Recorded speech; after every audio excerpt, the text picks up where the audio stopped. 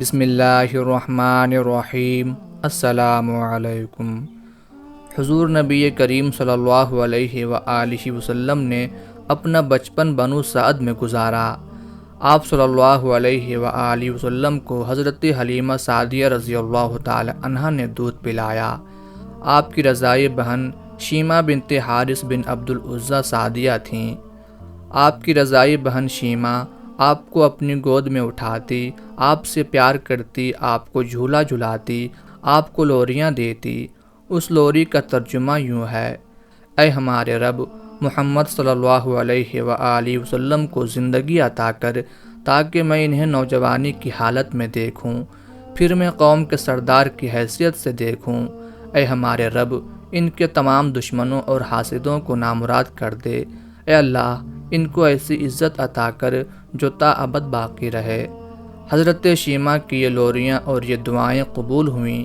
اللہ تعالیٰ امام الانبیاء حضرت محمد صلی اللہ علیہ وآلہ وسلم کو کائنات کا امام بنا کر مبعوث کرتا ہے۔ اللہ کے رسول صلی اللہ علیہ وآلہ وسلم نے بنو سعد میں فصیح عربی زبان سیکھی اور کم و بیش 4-5 سال کا عرصہ بنو سعد میں گزارنے کے بعد واپس اپنی والدہ کے پاس مکہ مکرمہ میں تشریف لاتے ہیں۔ ساری عمر آپ کو اپنا بچپن، اپنے رضائی والدین، بہن بھائی، ان کی محبت اور ان کا پیار نہیں بھولا۔ امام ابن حجر رحمۃ اللہ علیہ الاصابہ میں فرماتے ہیں کہ جب غزوہ حنین ہوا تو بنو سعد جو اصل میں حوازن قبیلے سے ہیں، یہ بھی مشرکین کے ساتھ آئے اور اللہ کے رسول صلی اللہ علیہ وآلہ وسلم کے ساتھ جنگ کی۔ حنین مکہ اور طائف کے درمیان ایک وادی کا نام ہے، اسے غزوہ حوازن کے نام سے بھی یاد کیا جاتا ہے۔ فتح مکہ کے بعد عرب کے اکثر قبائل نے اسلام قبول کر لیا تھا، لیکن چند ایسے متکبر اور متعصب قبائل بھی تھے کہ جن کی اسلام دشمنی آخری حدوں کو چھو رہی تھی۔ ان میں 2 بڑے قبائل حوازن اور ثقیف بھی تھے۔ بنو حوازن کا 30 سالہ سردار مالک بن عوف نہایت طاقتور اور پرجوش جنگجو سمجھا جاتا تھا۔ اس نے بنو ثقیف سمیت گرد و نواح کے قبائل کو مسلمانوں سے جنگ پر آمادہ کر کے ایک بڑا لشکر تیار کر لیا۔ حضور صلی اللہ علیہ وآلہ وسلم نے خبر کی تصدیق کے بعد مسلمانوں کو جہاد کی تیاری کا حکم دے دیا۔ 10,000 صحابہ کرام آپ کے ساتھ مدینے سے آئے تھے، جبکہ 2,000 نو مسلم قریش مکہ بھی ساتھ ہو گئے۔ آپ صلی اللہ علیہ وآلہ وسلم 6 شوال 8 ہجری کی صبح 12,000 مجاہدین کے ساتھ حنین کی جانب روانہ ہو گئے۔ اس موقع پر کچھ مسلمانوں کی زبان سے بے اختیار یہ الفاظ نکلے: آج ہم پر کون غالب آ سکتا ہے؟ اللہ تعالیٰ کو یہ بات پسند نہ آئی۔ ادھر کفار کی فوج کا سپہ سالار مالک بن عوف اپنی سپاہ کے ساتھ وادی حنین میں پہلے سے مقیم تھا اور وادی میں آنے والے تمام راستوں اور گھاٹیوں میں تیر انداز چھپا دیے، جن کی تعداد ہزاروں میں تھی۔ آپ صلی اللہ علیہ وآلہ وسلم نے حنین کے قریب لشکر کی ترتیب فرمائی اور وادی کی جانب بڑھے۔ کچھ ہی آگے بڑھے تھے کہ چاروں جانب سے تیروں کی بوچھاڑ شروع ہو گئی۔ اس اچانک افطار سے مسلمانوں میں بھگدڑ مچ گئی۔ حضرت ابو بکر صدیق رضی اللہ تعالی عنہ، حضرت عمر رضی اللہ تعالی عنہ، حضرت علی رضی اللہ تعالی عنہ، حضرت عباس رضی اللہ تعالی عنہ اور دیگر صحابہ کی ایک مختصر سی جماعت آپ صلی اللہ علیہ وآلہ وسلم کے گرد گھیرا ڈالے ہوئے تھی۔ آپ صلی اللہ علیہ وآلہ وسلم نے بلند آواز سے پکارا: اے لوگو، میری طرف دیکھو، میں محمد صلی اللہ علیہ وآلہ وسلم ہوں۔ حضور صلی اللہ علیہ وآلہ وسلم کی آواز مبارک سن کر مسلمانوں کی ہمت بڑھی۔ مسلمان دوبارہ جمع ہو کر مشرکین کے حملوں کا جواب دینے لگے اور پھر گھمسان کی جنگ شروع ہو گئی۔ رسول اللہ صلی اللہ علیہ وآلہ وسلم نے ایک مٹھی مٹی اٹھا کر دشمن کی جانب پھینکی، جو اڑتی ہوئی دور دور تک مشرکین کی آنکھوں میں گھس گئی، یہاں تک کہ کچھ دیر بعد ہی دشمن پسپائی پر مجبور ہو گیا۔ اس جنگ کے بارے میں اللہ تعالیٰ نے قرآن پاک میں ارشاد فرمایا: اور حنین کے دن جب کہ تمہیں اپنی کثرت پر غرور تھا، وہ تمہارے کچھ بھی کام نہ آئی، اور زمین باوجود فراخی کے تم پر تنگ ہو گئی، تو پھر تم پیٹ پھیر کر بھاگے، پھر اللہ نے اپنے رسول صلی اللہ علیہ وآلہ وسلم پر اور مومنوں پر اپنی طرف سے تسکین نازل فرمائی اور تمہاری مدد کے لیے فرشتوں کے لشکر جو تمہیں نظر نہیں آتے تھے اتارے اور کافروں کو سزا دی، اور یہی کفر کرنے والوں کی سزا ہے۔ مشرک قبائل کی مشترکہ فوج کا سپہ سالار اعظم مالک بن عوف اپنے قریبی رفقا کے ساتھ میدان جنگ سے فرار ہو کر طائف میں قلعہ بند ہو چکا تھا، جبکہ وادی میں لگائے گئے مشرکین کے خیموں میں ان کی عورتیں، بچے اور مال مویشی موجود تھے۔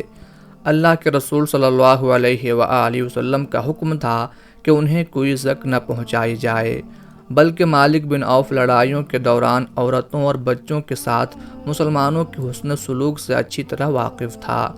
چنانچہ اس کی جنگی حکمت عملی یہ تھی کہ انہیں ڈھال بنا کر مکہ تک پہنچا جائے، لیکن اب وہ سب مسلمانوں کی قید میں تھیں۔ بنو حوازن اور بنو ثقیف کے قبائل کی ان قیدی عورتوں میں ایک بوڑھی خاتون بھی تھیں۔ مجاہدین کا ایک دستہ جب انہیں گرفتار کرنے پہنچا تو انہوں نے ایک ایسی بات کہی جسے سن کر وہ حیرت سے ایک دوسرے کا منہ تکنے لگے۔ بوڑھی خاتون نے مجاہدین کے تجسس بھرے چہروں پر نظر ڈالی اور پورے اعتماد کے ساتھ اپنی بات دہرائی، میں تمہارے سپہ سالار اور اللہ کے نبی صلی اللہ علیہ وآلہ وسلم کی بہن ہوں۔ مجاہدین کا یہ دستہ قریش کے 9 مسلم نوجوانوں اور مدینے کے انصار پر مشتمل تھا۔ سب نے غیر یقینی انداز میں ایک دوسرے کو دیکھا۔ پھر دستے کے کمانڈر نے بڑی بی کو آپ صلی اللہ علیہ وآلہ وسلم کی خدمت اقدس میں پیش کرنے کا فیصلہ کر لیا۔ حضور نبی کریم صلی اللہ علیہ وآلہ وسلم جنگ کے اگلے مرحلے یعنی طائف سے متعلق حکمت عملی کے بارے میں اپنے رفقا سے مصروف گفتگو تھے کہ ایک صحابی خیمے میں داخل ہوئے اور عرض کیا، یا رسول اللہ صلی اللہ علیہ وآلہ وسلم، جنگی قیدیوں میں موجود ایک بوڑھی عورت آپ صلی اللہ علیہ وآلہ وسلم کی بہن ہونے کا دعویٰ کر رہی ہے۔ چونکہ حضور صلی اللہ علیہ وآلہ وسلم کا کوئی بھائی تھا اور نہ ہی بہن، اس لیے سب حیران تھے کہ یہ کون عورت ہے جو بہن ہونے کا دعویٰ کر رہی ہے۔ اللہ کے رسول صلی اللہ علیہ وآلہ وسلم نے فرمایا، اس خاتون کو اندر لایا جائے۔ خاتون خیمے میں داخل ہوئیں۔ آپ صلی اللہ علیہ وآلہ وسلم کی جانب محبت بھرے انداز میں دیکھتے ہوئے پرجوش لہجے میں بولیں، اے اللہ کے رسول صلی اللہ علیہ وآلہ وسلم، میں تمہاری بہن شیمہ بنت حارث ہوں۔ آپ صلی اللہ علیہ وآلہ وسلم نے ماضی کی یادیں ٹٹولتے ہوئے فرمایا، ہاں، بنی سعد میں میری ایک بہن کا نام شیمہ تھا۔ اس پر وہ جلدی سے بولیں، یا رسول اللہ صلی اللہ علیہ وآلہ وسلم، ایک مرتبہ جب ہم لوگ اماں حلیمہ سعدیہ کے گھر کھیل رہے تھے تو آپ نے میری پیٹھ پر کاٹ لیا تھا، جس کا نشان آج بھی موجود ہے۔ حضرت شیمہ کے یہ جملے ادا کرتے ہی حضور نبی کریم صلی اللہ علیہ وآلہ وسلم کو اماں حلیمہ کے گھر گزرے بچپن کے واقعات یاد آ گئے۔ یہ وہی بہن شیمہ تھیں جو آپ صلی اللہ علیہ وآلہ وسلم کو ہر وقت گود میں لیے پھرتی تھیں۔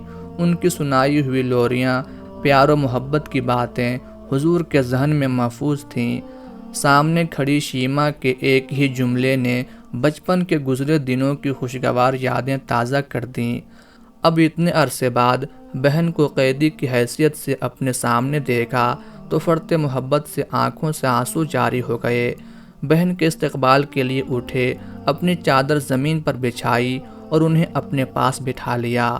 صحابہ کرام رضی اللہ عنہم کے لیے بہن بھائی کی محبت کا یہ منظر نہایت حیران کن تھا۔ دونوں دیر تک بچپن کی یادیں تازہ کرتے رہے۔ پھر آپ صلی اللہ علیہ وآلہ وسلم نے بہت سا مال، چند اونٹ اور دیگر مویشی عنایت فرماتے ہوئے پیشکش کی کہ اگر تم میرے پاس رہنا چاہو تو نہایت سکون سے رہو، اگر اپنے قبیلے میں واپس جانا چاہو تو تمہیں اختیار ہے۔